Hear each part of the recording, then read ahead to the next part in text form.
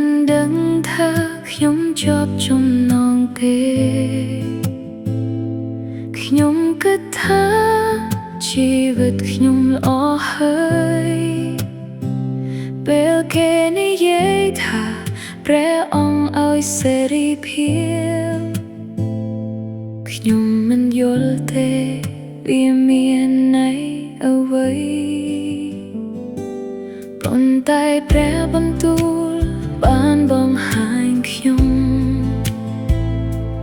ព្រះអង្គស្រឡាញ់ខ្ញុំហើយផ្លាស់ប្ដូរខ្ញុំថ្ងៃដែលខ្ញុំបានទទួលសេរីភាពខ្ញុំទើបដឹងថាខ្ញុំធ្លាប់ជាប់ចំណងព្រះអង្គស្រឡាញ់ខ្ញុំព្រះអង្គសពលើឈើឆ្កាព្រះអង្គភ្លៀងអំពើបាបខ្ញុំមានសេរីភាពអរគុណព្រះយេស៊ូវខ្ញុំនឹងសូមសារព្រះអង្គគង់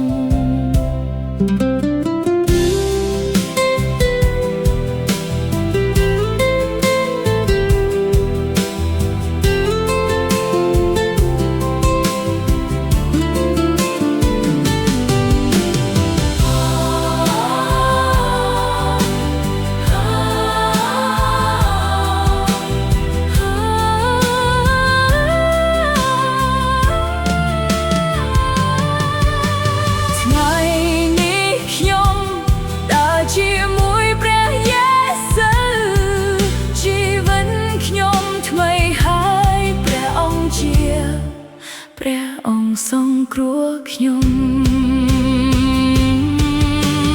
ព្រះអង្គស្រឡាញ់ខ្ញុំព្រះអង្គសពលើឈើឆ្កាព្រះអង្គភ្លៀងអំពើបាបខ្ញុំមានសេរីភាព